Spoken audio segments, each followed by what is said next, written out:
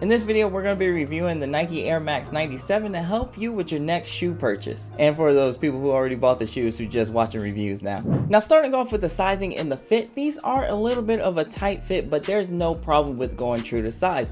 That is, unless you have a wide foot, then you should go up a half size. Something that I noticed no one ever talks about with these shoes is that they add a lot of height to you. About 2 inches of height. It's about the same as the Air Force Ones, which is a lot because them bad boys add some height. It's going to take a few weeks to break them in. Surprisingly, unlike the Air Max 95s, these were kind of stiff. And since we're on the subject of walking, these do have the air bubble technology all the way around the shoe, excluding like the very tip of the shoe. But I say that for one reason, and that's because as you walk, it feels like there's a steep curve at the end of your toe. And it's kind of weird at first. It honestly took me a little bit of getting used to. And that curvature at the end of them makes them feel like they're almost a purpose-made walking shoe. They're not, but it's kind of weird. As far as the actual fit goes and how your foot feels inside the shoe, it's a little tight in there. It's a little snug, I ain't gonna lie. And mainly my pinky toe feels like it's being squeezed a little bit because the mesh material on the top of the toe doesn't really budge, so your toe box doesn't move. There's not a lot of vertical room there for you to move around. Honestly, these were kind of hard to put on for a low top, and I think that's mainly because of the lacing and how intricate it is. You probably can fix that issue with just a simple relace and loosening up.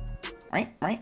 Now in this triple white colorway, the shoes retail for $170. The Nike website does have these, but they're usually sold out in popular sizes, and whenever they do get a restock, they sell out just as fast. So what I'm trying to tell you is you're gonna have to shop around for these just a little bit. Lucky for you, I've done a little bit of the heavy lifting already. I left a few links to the shoes in the description on multiple websites so you can kind of shop around relatively fast. StockX usually has them for about $10 to $20 off of retail, which is really good. And of course, that's always dependent on size. I'm sorry for you bigger footed guys. I know y'all be getting taxed out there. However, since these are all white shoes and it's getting in the colder months, people really aren't checking for all white shoes right now. So prices are pretty stable in that $150 to $160 range. Foot Locker also is another place that you can find them, but they usually list them for retail. The only time I think that you can get a discount on these from Foot Locker is if you go inside a physical store and you see that they got a red tag on it for some type of discount. But I can tell you, it ain't gonna be much. Goat.com carries these as well, but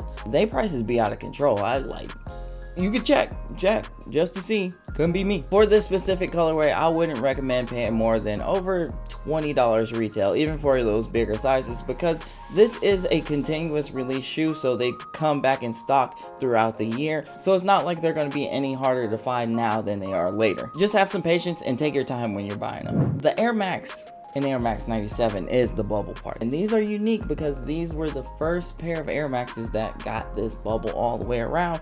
And at the time, these were like super comfortable. Now, they're okay. They're not the most comfortable, but they're okay. What I will say is that they're firm enough that you can walk around in them all day, you know what I mean? These have a lot of arch support in them, which I like, because I got a high arch, so you know I need it. Now, from what I can tell in other reviews, these shoes aren't going to wear down anytime soon, as long as you keep up with them, take care of them. They can last you for some years. The leather that this toe is wrapped in is actually really soft. It's probably a better leather than most of the other Nikes that I have right now. Definitely better than the Air Force One and the Blazer leather, that's for sure. And because these are mixed materials, you are going to have to pay a little bit more attention to these when you're cleaning them, because this nylon mesh is a little bit hard to get in between, so usually you take like a toothbrush or something like that. Just keep that in mind, especially with some all white shoes like these. You're going to have to be a little bit meticulous about cleaning them. Now, the pro to this mesh is that it wraps through the toe box with the leather, and it's actually mostly mesh on that toe,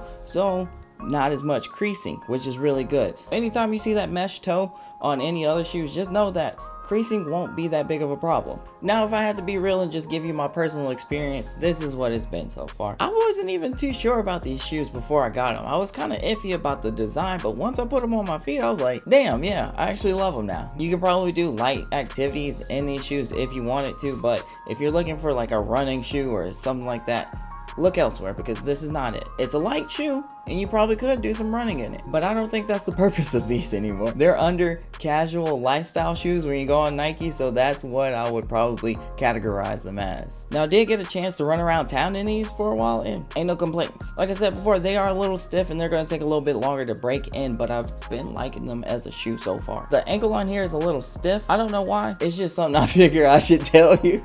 But honestly, from getting these, I think I want to get another pair in like a crazier color so I can wear them as a statement piece, because the mesh is usually where they put the contrasting colors and these shoes will pop out a lot if you do get them in a different color. Also, these laces aren't exactly the easiest to thread, because if you look closely, there's 3 different eyelets your lace has to go through each time it passes over. And I don't know if I actually mentioned this, but the eyelets are on the inside of the shoe, which makes the shoe look real clean, honestly. If you're just a shoe lover, you're probably going to love these. If you love any other Air Max, you're probably going to like these too. But also, I think it'll go well for people who are like more into the athleisure look and tech wear and stuff like that, because it is a little bit of a slimmer shoe and it has that athletic look to it, and maybe some streetwear people, depending on how deep a streetwear you go, you know what I mean. And if you like to wear dressier stuff, then these are probably going to sit on the shelf a little bit more often than not. And if you're not sure about these and still want to see some more reviews, then go ahead and check out that Air Max 90 review, because